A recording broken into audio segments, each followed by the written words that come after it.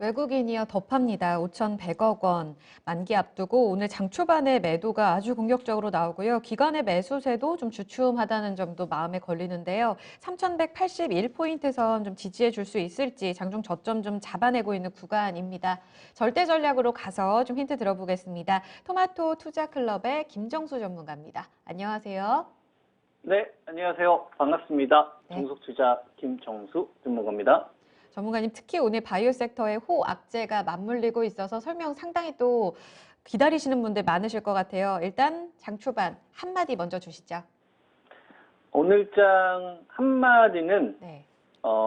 이렇게 표현을 좀 해봤습니다. 다른 길을 가고 있는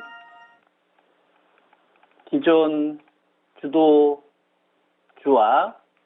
그다음에 이제 새로운 주도주 이렇게 오늘장 한마디로 표현을 해봤는데요.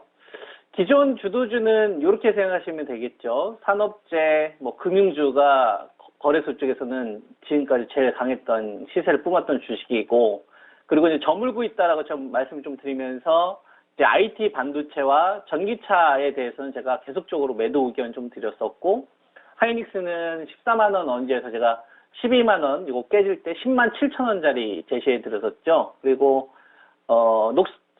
LG화학 같은 경우 전기차 쪽 관련된 거는 LG화학 83만 원대까지 좀 기다려 보셔라. 현금을 좀 만드시고. 그래서 지수 랠리가 나오는 이 구간에 좀 속지 마시고 이 거래 대금이 지금 감소하고 있는 이런 구간에서는 물리기가 좀 쉽다. 그래서 좀 계속적으로 현금 관리와 관련된 부분들을 2, 3주 동안 계속적으로 여러분들에게 방송을 통해서 전략을 좀 제시를 해드렸었고, 하이닉스는 12만 원 다들 기억하실 거라고 생각을 합니다. 그러면서 좀 새롭게 떠오를 수 있는 주도주에 대해서는 제가 여러분들한테 바이오 제약 업체들인데, 바이오 제약 업체들을 신약 업체들을 공략하시지 말고 mRNA를 좀 기반으로 한 게 첫 번째 판을 장악했다고 한다면, 두 번째는 이제 위탁 생산이다. CMO다. 그래서 이제 지난주 금요일에도 이제 삼성 바이오로직스를 제가 여러분들에게 추천을 좀 드렸었고요.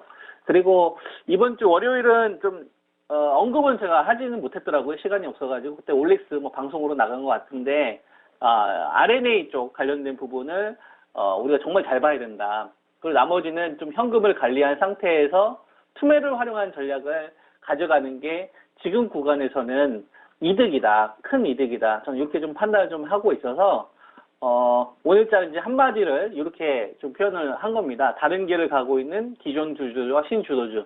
즉 제가 여러분들에게 2, 3주에 걸쳐서 말씀을 좀 드렸던 내용들이 이제 좀 2단계로 넘어가는, 다음 단계로 조금 더 넘어가는 단계가 아니냐, 이렇게 이제 좀 표현을 좀 했습니다. 예. 신주도주, 네. 그 신주도주에 이제 계속해서 좀 집중을 해야 될 것 같고, 말씀하신 신주도주는 아무래도 그 CMO 관련해서 이 백신의 공공재 이야기를 이번 주 월요일에 해 주셨잖아요. 그런 움직임 속에 2차 확장을 위한 움직임이 조금 더 구체화되고 있다고 보시는 건지, 오늘 종목 설명 조금 더 구체적으로 들어볼게요. 예, 종목으로 좀 말씀을 좀 드리자면요. 일단 중요한 주식들부터 좀 이야기를 하자면, IT 반도체 가지고 계신 분들은 하이닉스를 정말 잘 보셔야 됩니다. 요거는 제가 여러분들에게 14만 원짜리에서 따라가지 말고 12만 원대까지 제가 기다려보라는 말씀을 여러 차례 드렸었고요.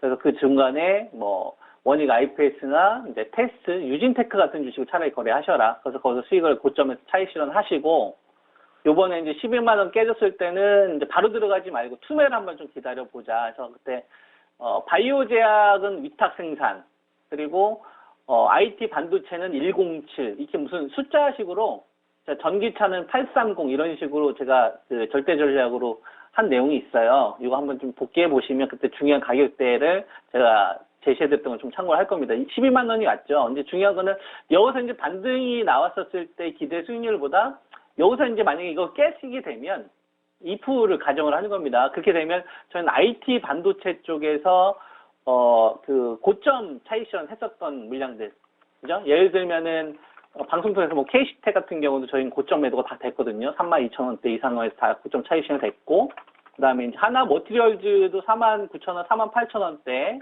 그다음에 이제 원익 QNC 이런 것도 이제 거의 다 고점 부근이요. 테스 이런 것도 이제 36,000원짜리 이런 자리에서 이제 다 이제 매도 의견을 좀 잡아드리고 나서 이제 투매를 좀 기다리고 있는 상태거든요. 그러니까 좀 기다리는 사람들 입장에서는 또 다시 좋은 기회가 오지 않을까 싶습니다. 그래서 이 기준을 뭐 테스를 기준으로 잡지 마시고 하이닉스를 기준으로 좀 잡으셔라.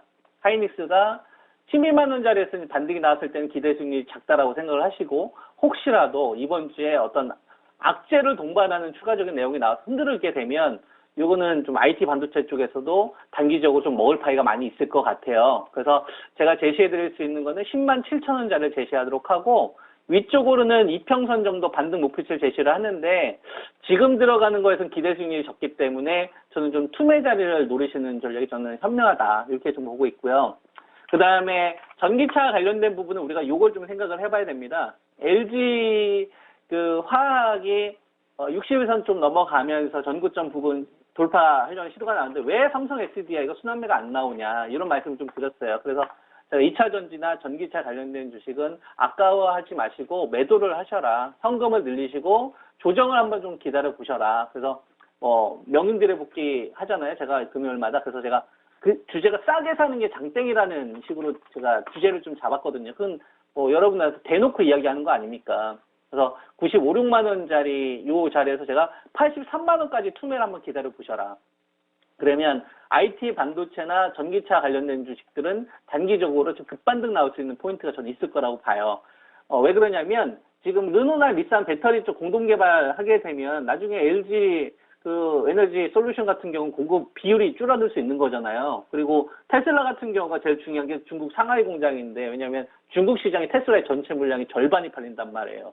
지금 상하이 대규모 공장이고 토지 매입하는 거 관련돼서 중단 루머 돌고 있잖아요. 물론 이제 뭐 사실이 아니다, 사실이다, 뭐 이렇게 왔다 갔다 하는데 이런 루머가 나오는 구간에서는 불리하지 않습니까? 투자하는 사람들의 입장에서. 그래서 저는 좀 현금을 가지고 있다가 어차피 좀 공략할 거라고 한다면 투매를 좀 기다리시는 게 낫지 않을까 이렇게 이제 말씀을 좀 드릴 수 있는 거죠. 네.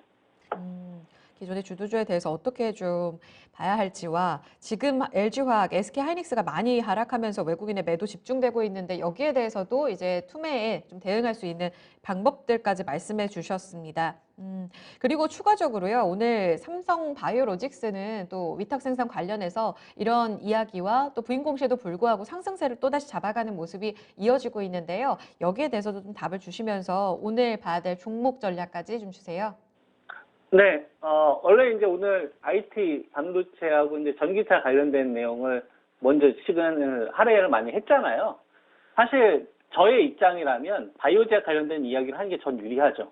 왜냐하면은 제가 바이오제약 관련돼서 여러분한테 이야기했던 것과 IT 반도체나 이제 전기차 관련돼서는 계속적으로 매도 의견을 제시를 해드렸었기 때문에 사실상 이제 저의 입장에서는 바이오제약을 하는 게 유리한데, 근데 저는 좀 그런 생각을 좀 해요.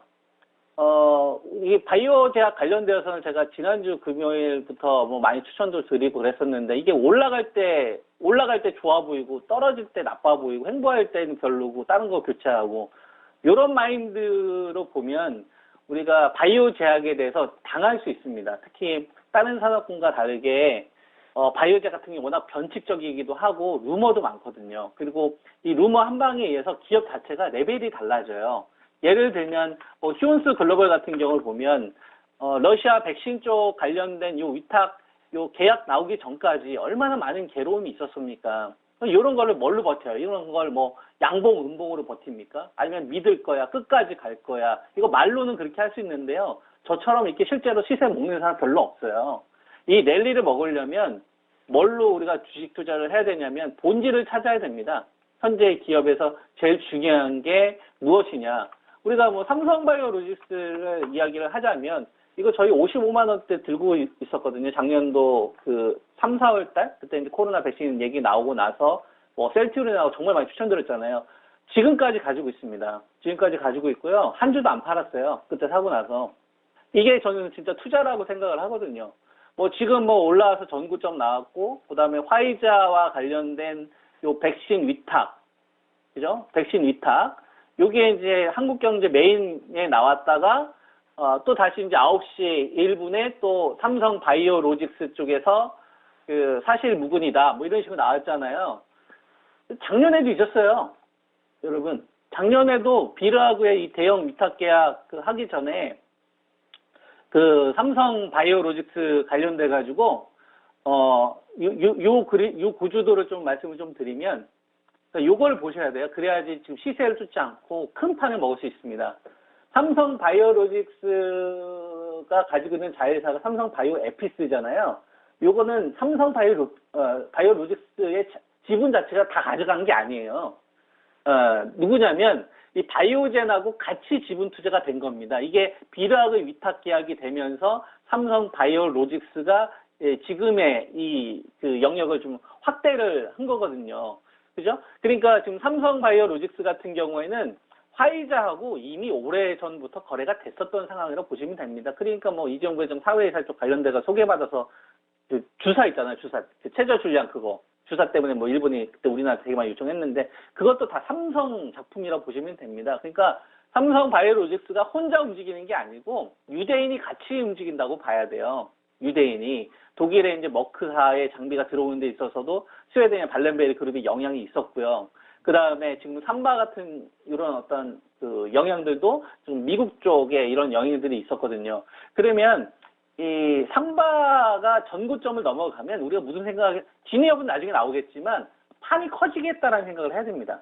그리고 MRM에 관련된 판이 되게 커지겠구나. 이런 그림으로 보게 되면 지금 구간에 우리가 좀 공략해야 되는 이 전략이 딱 나오지 않나. 저는 뚝심 있게 가야 된다고 봅니다. 네. 알겠습니다. 바이오에 대한 전략까지 추가적으로 들어봤습니다. 말씀 고맙습니다. 예, 감사합니다.